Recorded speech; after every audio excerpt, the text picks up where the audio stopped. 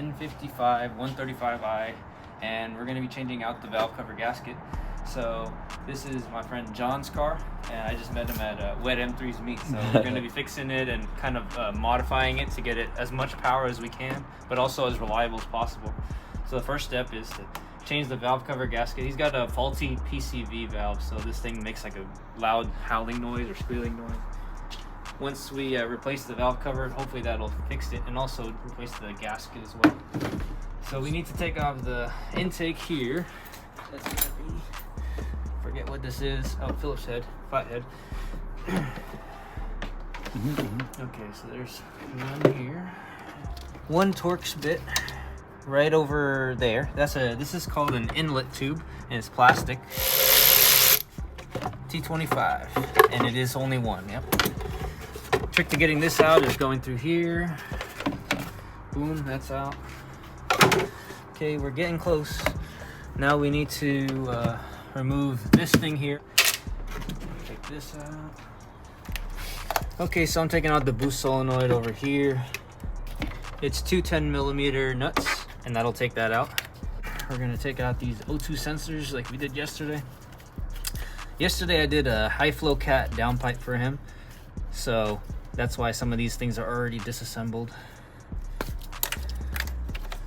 Okay, I gotta put this somewhere so that it doesn't drop back down.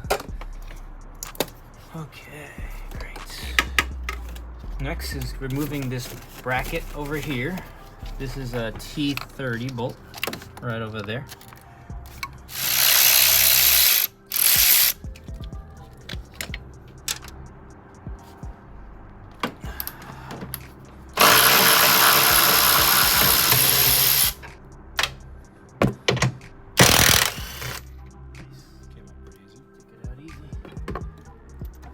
This one you just pull out, and you set it aside. This is a brake booster vacuum line. So squeeze the tabs and pull up. This one might be hard to take out because of how old it is.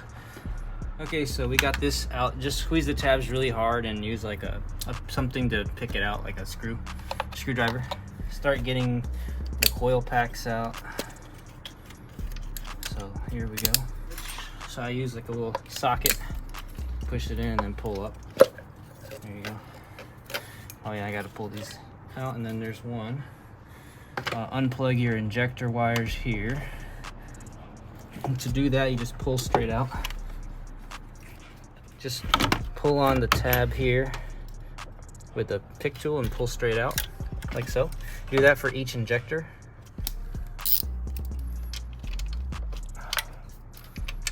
So remove those three nuts, and they're basically ground wires for the coil packs, and also they hold this injector bracket in place.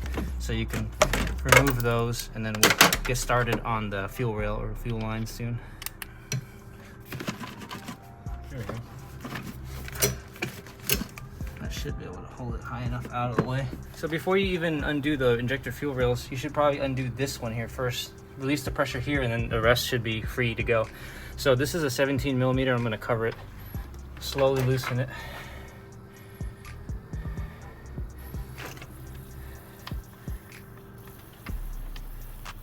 Okay, keep covering. Ooh, there it is, right there.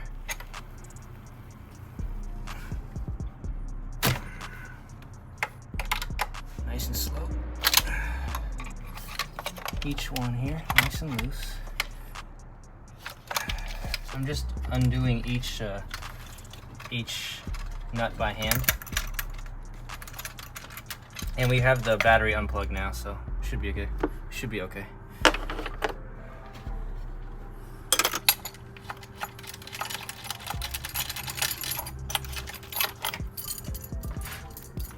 I'm removing the wiring harness here that holds the injector wires and the coil packs and everything. It's two T25 bolts. Now we got this. And then just basically just put this aside somewhere. Maybe right there would be best. Now all those wires are out of the way, we got more space. all those things. Okay, we got to remove this here. This is an 2 E6 bolts. So this is the piece here. We got to remove these brackets here. So these brackets right here are, it looks like a 10 mil. So there's 6 10mm bolts total to get the injector brackets out.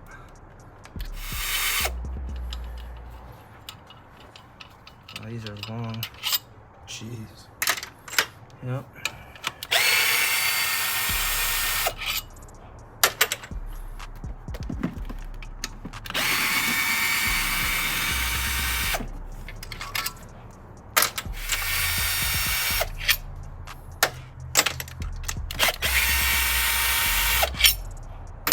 Pull these injector brackets out. Put it right there for a sec, because we're running out of places to put things. Okay. One more thing to do. We have to lift this cowl up a little bit. So there's 2 10mm bolts in here, and one right there, and then somewhere inside. So let me just get those out, and then we can lift this up a little more. Okay, so now we've gotten this slightly up and raised out of the way, and I got everything held in. We should have enough space now to get the valve cover out. There's going to be 24 or 26 bolts total, and they're all E10 bolts. So E10 bolts, get all of them out. This is where it's nice to have a automated tool. Break them loose. You're going to have to do this with each and every one of them. So this is going to take a little while. Alright, so I undid every single bolt. The hardest ones are the back ones here, especially the back bottom here. This side you need like a crazy combination of extensions. Now we got to pull this out. I'm going to use the oil fill cap to start getting some leverage, and then you need to feel for which sides still are on and kind of wiggle slowly to get this out. Now I have this whole thing up. I took out this piece right here. It's a shield that was covering that area. Now we got enough space to take this thing out. So the hardest part is going to be putting this damn gasket back on. As you can see, this thing is freaking tall. So this is the old gasket right here. Go that way. And this is the old valve cover. This is the top part of the engine. Not too bad. Take this old gasket out. Before we put the gasket on, let's clean all these surfaces here so we don't get any leaks. See all these dirts right here? That's got to be cleaned off so that we get a clean seal on the gasket. So I'm going to clean all these surfaces right here, here, here, and then also around. And then after that, we'll get the new gasket on. Okay, so we cleaned up all of the surfaces here. Now we're ready to put the new valve cover on. Before you do so, make sure you seat the gasket all the way around and it's inside of the grooves. This gasket is going to want to come off a lot when you're trying to put it on here. You don't have a lot of space, especially in the back area here to get this on. Make sure your spark plug gaskets or tubes here are all seated as well. Everything has to be seated, and then once you start flipping it upside down to put it on, see if it wants to come off. So your goal here is to kind of go in towards that area and then put it down and set it in, and make sure none of this gasket gets undone or like kind of get pulled on these little pieces here. Helps to have 2 people for this part, because this is the most difficult part, is just making sure this gasket stays on while you're trying to maneuver it carefully onto here. Make sure that the gasket is not getting pulled. Gotta get this higher. There we go, barely. Settled. How's your side doing? So far we're okay. Okay. Whew. Okay, that's the hardest part. Really? Yeah, that was the hardest part. Oh shit. I think we did a good job of. Okay, now we have to double check The pattern? No, I gotta double check, make sure none of the gaskets got pinched. Okay, so I'm basically kind of lifting each section and making sure that the gasket is still on there. Now we got to go through this crazy sequence of tightening each bolt down in a sequence and then torquing them each down in a sequence. And I believe this torque is 8 to 10 foot-pounds of torque, but I forget. But anyways, we'll get back to you on that, and I'll show you a diagram of how to torque this correctly, because there's a specific pattern.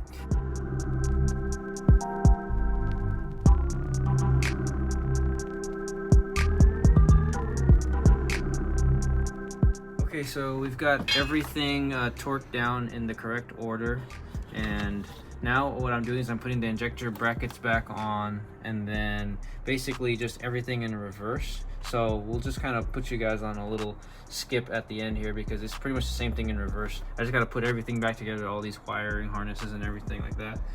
And I guess the main tip is just take your time with torquing each bolt. The back two here are really difficult to get to, and it's easy to round them out, so you got to be really careful not to. Use all the extensions and sockets you have available to you. And I'm gonna just put everything back together now.